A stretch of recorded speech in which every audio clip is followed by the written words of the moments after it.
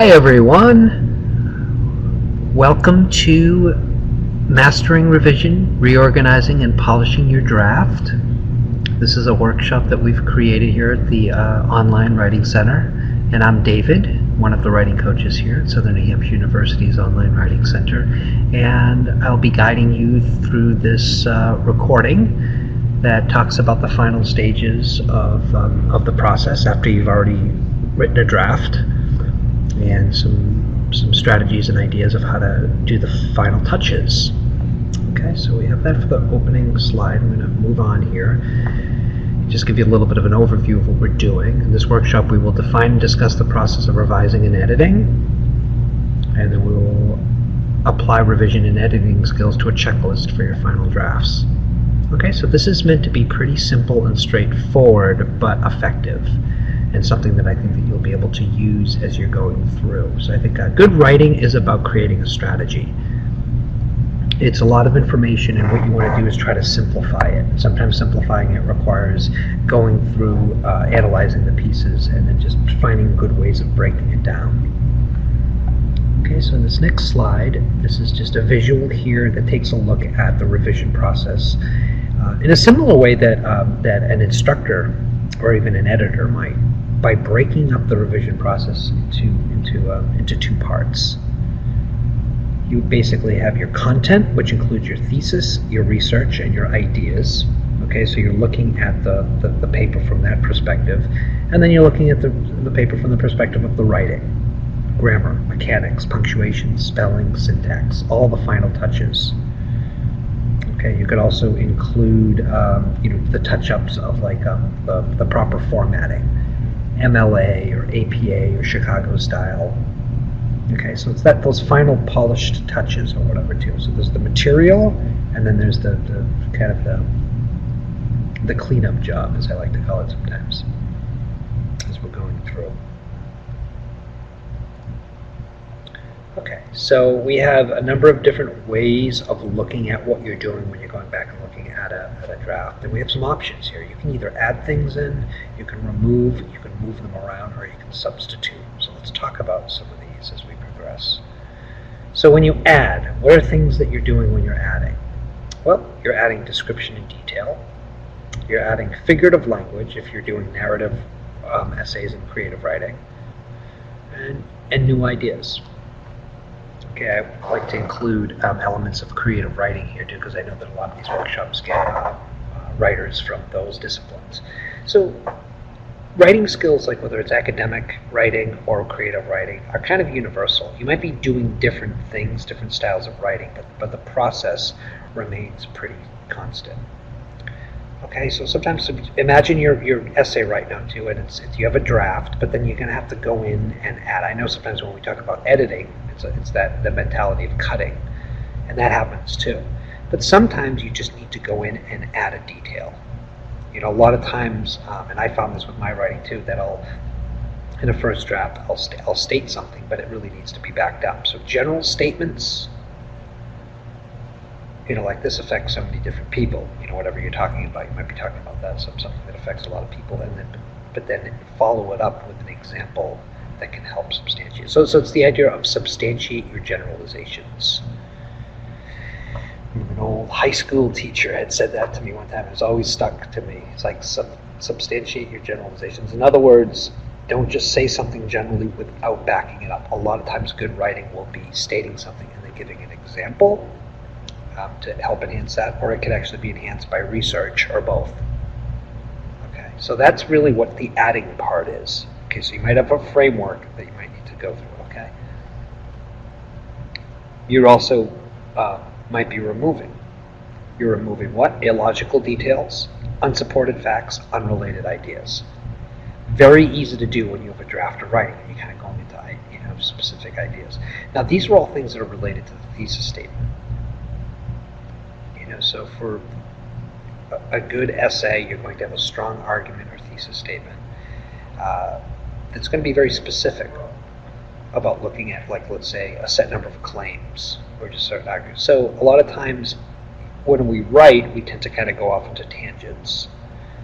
And that's great when you're writing a draft, because I think there's no better way to get ideas out is to just keep writing and writing and writing. But now at this stage, what you want to do is go back and pare it down and figure out, well, what is the actual argument? So focus on that thesis, go to that, and then start looking at the rest of the essay and say, well, does everything relate to the thesis statement? Okay. And this is true if you're writing a persuasive essay, a critical analysis essay for English Composition 1, that you're doing the like an analysis of a piece of literature, like an essay, a history paper, humanities paper. Okay, so it really doesn't matter what the subject is. It's, you typically a final project or paper will have a thesis statement for a traditional paper. Okay, so again, this is really geared toward those more traditional papers that will have, specific formatting issues, introduction, thesis, supporting paragraphs in the body, and a conclusion. Okay, I know there's different types of writing, and throughout the course of the process, a number of you are doing milestones, and the milestones are the writing exercises that will lead you to the final project. Okay. So whatever you can do is to just try to apply this to as many different, exercises as you do as possible. Okay, sometimes you're moving things around. Why? To improve the flow of ideas, to transition smoothly, or to build drama or suspense. Again, this is for narrative essays or creative writing. Okay, you're not necessarily building suspense if you're writing an academic paper. However, the idea of that rings true. All good pieces of writing really need to have a nice flow to them. Okay, so even if you feel like that you're only writing a research paper, that it doesn't have to be exciting. That's not true. I mean, the writing itself really should flow. We do a workshop on sentences, different types of sentences, that is intended for you to look at sentence types, like compound sentences and simple sentences and complex sentences, for the sake of flow, so how you can write. Okay, so think about that as you're thinking of this move section that we're in.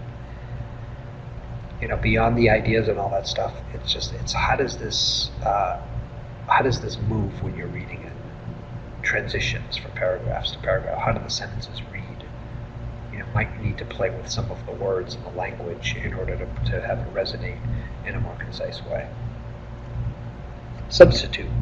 What are you substituting? Bland words to eliminate redundancy and creating powerful statements. So these are all ideas that when you go back, every sentence that you write is almost like a shot in a movie. Okay, so if you can think visually.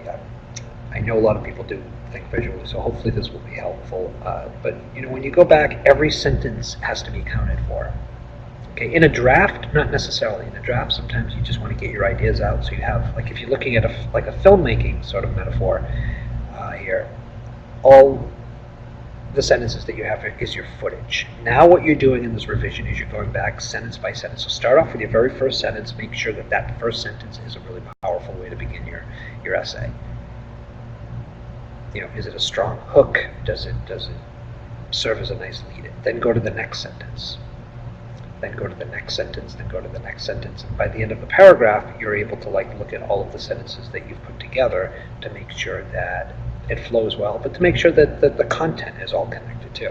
So it's like a giant jigsaw puzzle again, or like a movie, where every shot is a sentence, and if it doesn't belong, then it's going to make the essay not come together. Okay. So adding, removing, moving, substituting, and all for the sake of the strengthening the thesis statement. Again, for straight papers and essays, that thesis statement really should be the thing that you go to. Even first, after you've done a draft, go to and make sure that you feel that your thesis statement is strong. It's concise, it's specific, it does argue something. Depending on what your discipline is, and make sure that you've crafted it in a way that you need to for your course. Or English Composition 2, if it's a thesis for a persuasive essay, make sure that it has 3 claims and that you're really, arguing something. Okay, so really that's super important because everything really relies on that thesis statement. It, in a lot of ways, becomes the most important sentence in your paper. If you just want to look at it from the kind of a strategic perspective for a second.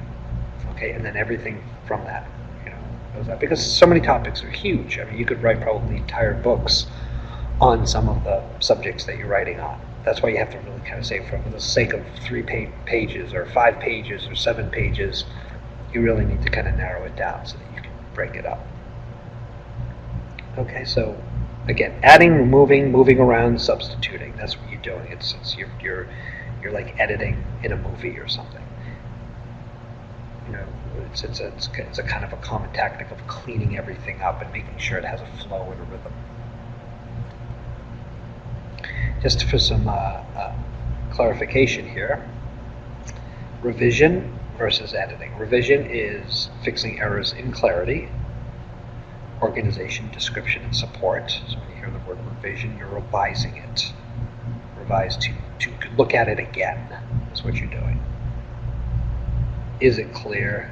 Are you well organized as you go through the entire essay, paragraph by paragraph? Does it have a strong introduction? Do the body paragraphs connect with one another through transitions? Does it have a strong conclusion that gives it proper closure as it revisits the thesis?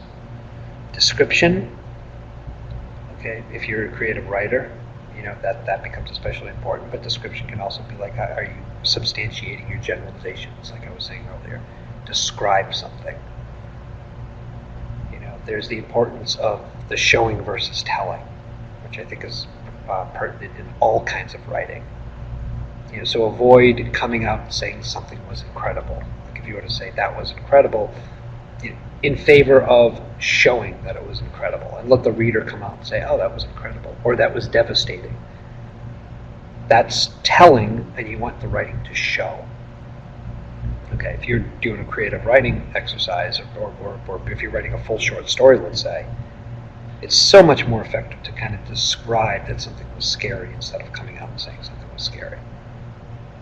Or if you're doing a persuasive topic, or a history paper, and saying something was unfair or something, you really show that it was unfair by doing that. Okay, so that's what good writing does, because good writing communicates ideas. It shows it, puts you in charge of that communication process. And support is always important. Support is the thesis statement that needs to be backed up with research. So what sources are you using? Okay, in editing, the cleanup job, as I said before too, you're fixing errors in mechanics. Capitalization is a huge one, especially today's day where we actually forget about capitalization because of our technology. The lowercase I, how often are we, not capitalizing the pronoun I because of, texting and, even in our icons or things like the iPhone or iTouch and stuff like that, it's a lowercase I. So a lot of that stuff gets ingrained in us, and it carries over to our writing. Spelling, okay, just being very aware of that. So go through sentence by sentence. And I would recommend that as you read it out loud. Go through grammar, subject-verb agreement, pronoun agreement. Those are 2 of the big ones. The sentences can get very complex sometimes too, so sometimes things agreeing with one another becomes kind of tricky. Okay, punctuation.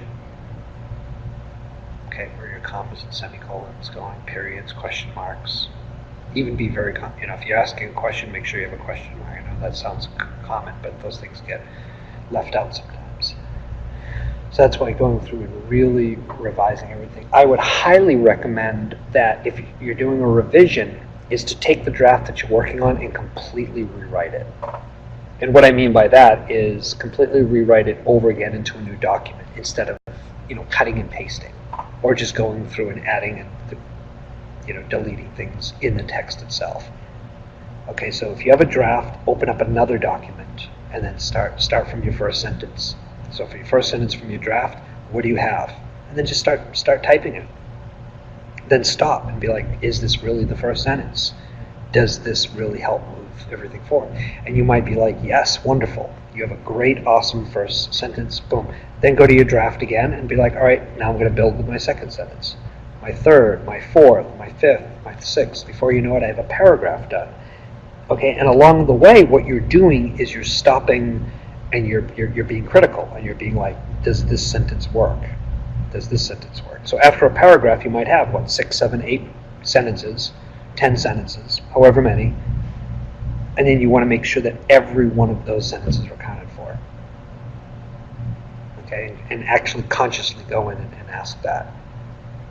You know, and then when you feel good about that paragraph and making sure that it's got the thesis statement, that's typically the place where you're going to have your thesis statement is in your opening, your introduction. Then you go and you move on to the next one. Again, so you're building this giant jigsaw puzzle, or you're editing a movie. It's the fine-tuning that you're making sure, you know, and this is really something you need to do to become a stronger writer.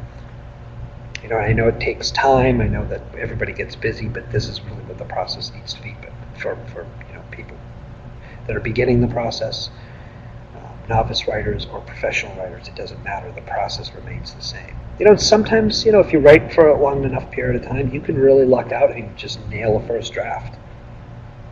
You know, definitely understand that everybody works differently. You know, you have some writers. I like to take an example of professional writers and look at their writing process. Someone like John Irving, the New England writer who did the novels "The World According to Garp" and Cider House Rules. Really wonderful, highly literary author that almost writes in a kind of a Dickens style, you know, with language and description. He would basically rewrite the same novel over and over and over again. And what he did is he would, that would be his style. So he would just basically get all of his ideas out. So he realized that a first draft would be almost like a notebook of ideas, and then he goes back and he does it again, then he writes it again, then he writes it again, then he writes it again. And then before you know it, he's got the revision process done.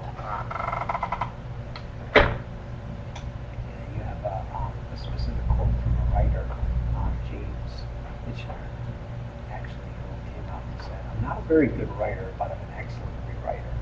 And I always like that quote because it's kind of, it gives you promise all the way around. It kind of shows you that, well, sometimes writing does take time and you don't get it right away necessarily.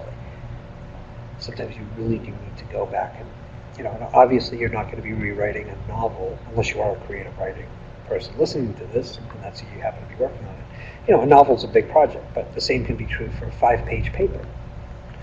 You know, really, you're going back and you're just really trying to craft it sentence by sentence. And you really don't want to move on until you feel comfortable about that. So,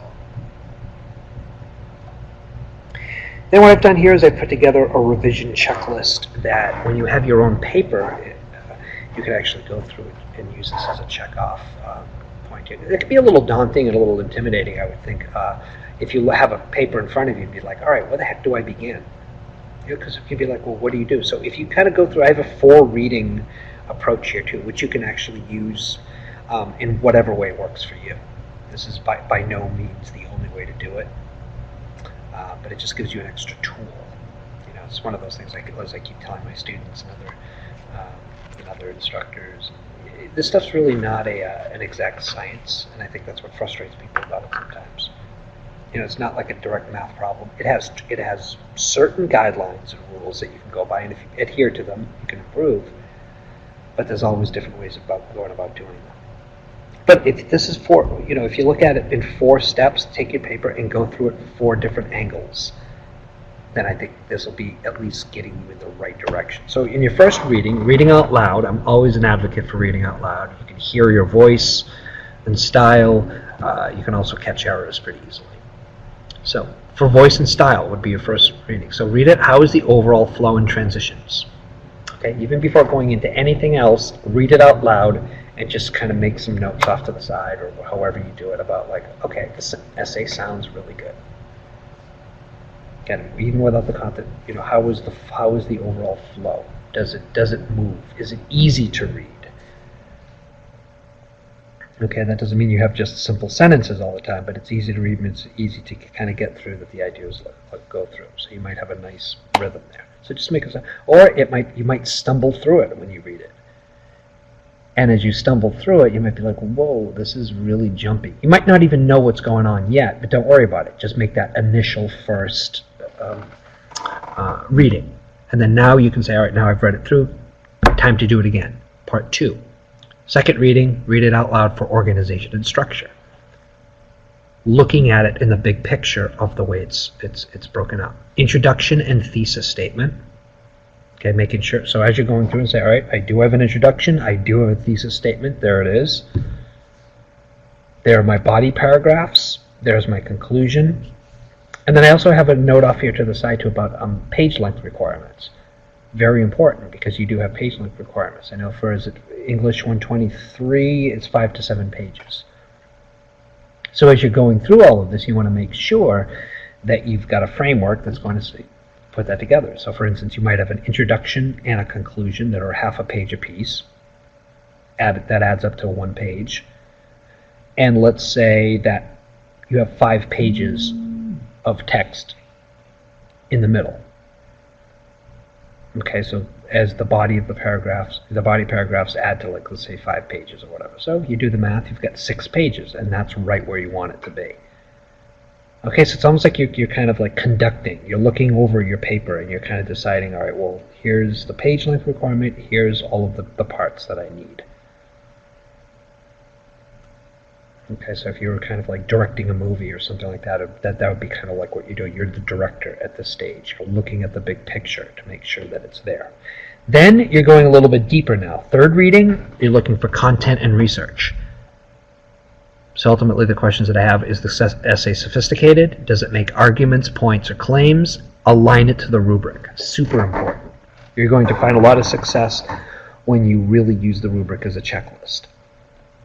First off, that's where your grade's coming from. You know, if you really look at the rubric, certain points are assigned to certain sections and it tells you exactly what you need. Your instructor is going to use that exact rubric. So, to ensure your grade, that's on one level, but that's not the only reason you should be doing it. The rubric also serves as a really good kind of built-in outline. So when you go through that, you're going to see that it'll have introduction, body, conclusion, or whatever it is. I know every essay is going to be a little bit different depending on whatever your subject is, your course. But use it, and use it very carefully, and be very aware of those little details. It's like, how long does this need to be? Are you hitting all the main points? Because once again, your instructor is going to go through and use that as a checklist. So, and the more that you're adhering and staying on top of that yourself, while practicing good writing, concise writing, it's just going to put you in the right direction. And then a fourth reading would be, your grammar, your mechanics, spelling, syntax, punctuation. Okay, so after reading it 3 times, you go back again and you really just look at it just from the sake of your mechanics, making sure your apostrophes are where they need to be. Do you have too many commas? Do you have too few commas? Should 2 sentences really be connected by a semicolon? Or should you maybe be using a dash to explain the voice a little bit, instead of using a comma. Okay, I know this is a lot of stuff too, and as you progress, you'll be more accustomed to going toward them naturally. But if you just go through the process and just trust what you've written as being, what you need to accomplish, then those things will come up. And ask questions. Always important to ask questions. So you might actually look at a sentence and have no idea how to fix it. And that's what a writing coach appointment can help with. We work very close with students one-on-one for like 30-minute sessions. Is when we look at draft. We look at everything from brainstorming exercises to milestones to rough drafts to final drafts. So we really work with and then these workshops as well too. We'll talk about the big topics like we are. So for you, just listening right now, this might be your first time that you're listening to one of these and you haven't gone to one of our workshops. Come to our live workshops too. So if you've listened to this and then come to one of our live workshops on revision, you're going to be ahead of the game.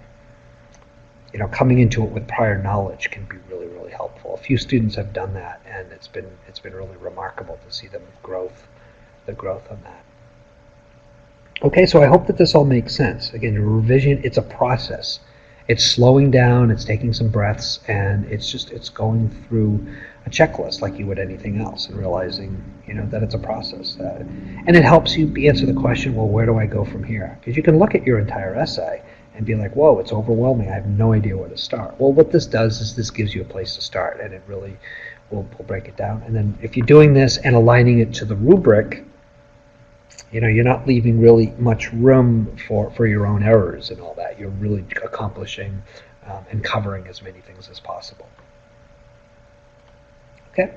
And then questions for discussion. I know that we can't hear each other right now, but if this was a live workshop, this is where we'd be able to chat even further about the material. So again, I encourage you to use this information in whatever way is best for you. Find that even if you find a couple of ideas, maybe one or two ideas that you can find useful, that can be very powerful. And I hope this has been what you wanted and been looking for. And again, it's a writing process, so feel free to look us up, and we'll be happy to work with you. And we'd love to hear from you and look at see what your actual process is, and talk about it from that angle. Okay. Thank you all so much. Take care. Hope to work with you at some point. Bye.